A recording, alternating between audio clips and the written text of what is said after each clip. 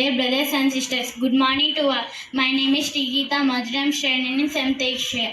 Today I am going to tell about types of teeth, protection of teeth. ప్రధాన ఉపాధ్యాయులు గారికి, ఉపాధ్యాయుని ఉపాధ్యాయులందరికీ మరియు నాతోటి విద్యార్థులకు ముందుగా శుభోదయం. నా పేరు ఎన్ చక్రిక. నేను 7వ తరగతి ఏ సెక్షన్ చదువుతున్నాను.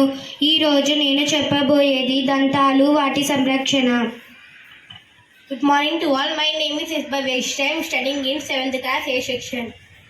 అందరికీ శుభోదయం. నా పేరు హెచ్ ఫైజా. నేను 7వ తరగతి ఏ సెక్షన్ చదువుతున్నాను. The first stage of growing infants is that their fall off between 6 to 8 years. These are permanent milk teeth. The second stage that replaced them the permanent teeth. The permanent teeth may last throughout life or old age due to some dental diseases.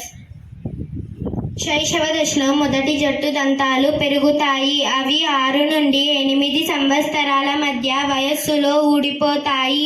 వాటిని పాలదంతాలు అంటారు. వీటిని భర్తీ చేసే రెండవ జట్టు దంతాలు శాశ్వత దంతాలు. శాశ్వత దంతాలు జీవితాంతం ఉండవచ్చు లేదా వృద్ధాప్యంలో లేదా ఏదైనా దంత వ్యాధి కారణంగా ఊడిపోవచ్చు. There are 4 types of teeth in our mouth: molars, premolars, canine, incisor. Molar, premolar are chewing and grinding teeth. Canine are tearing and perceiving teeth. Incisor are cutting and biting teeth. మన నోటిలో 4 రకాల దంతాలు ఉంటాయి: చర్వనకాలు, అగ్రచర్వనకాలు, రదవికలు, కుంటకాలు. చర్వనకాలు మరియు అగ్రచర్వనకాలు ఆహారాన్ని నమలడానికి సహాయపడతాయి.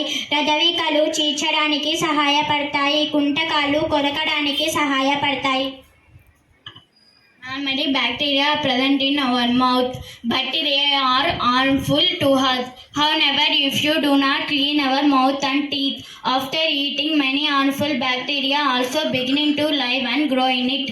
These bacteria break down sugar present from the leftover food and release acids. This is called tooth decay. If it is not treated, it can cause severe tooth decay and extreme causes rescues tooth loss. Chocolates, sweets, smooth drink and other sugar products major culprits of tooth decay. సాధారణంగా మన నోటిలో bacteria ఉంటాయి, కానీ అవి మనకు హానికరం కావు. అయితే తిన్న తర్వాత మన దంతాలు మరియు నోటిని శుభ్రం చేయకపోతే అనేక హానికరమైన బ్యాక్టీరియా కూడా దానిలో నివసించడం మరియు పెరగడం ప్రారంభిస్తాయి. ఈ బ్యాక్టీరియా మిగిలిపోయిన ఆహారంలో ఉన్న చక్కెరలను విచ్ఛిన్నం చేసి ఆమ్లాలను విడుదల చేస్తాయి. దీనినే దంతక్షయం అంటారు. సకాలంలో చికిత్స చేయకపోతే ఇది తీవ్రమైన పంటి నొప్పికి కారణమవుతుంది. తీవ్రమైన పండు దంతక్షయానికి దారి తీస్తుంది. చాక్లెట్లు, స్వీట్లు మరియు శీతల పానీయాలు, ఇతర చక్కెర ఉత్పత్తులు దంతక్షయానికి ప్రధాన కారకాలు. Therefore, one should clean the teeth with a brush day and rinse the mouth after every meal. Also, one should not put the dirty fingers or any unwashed object in the mouth. అందువల్ల కనీసం 2 సార్లు దంతాల్ని శుభ్రం చేసుకోవాలి. మురికి వేళ్ళు మరియు అపరిశుభ్రత వస్తువులు నోటిలో పెట్టుకోకూడదు. ధన్యవాదాలు.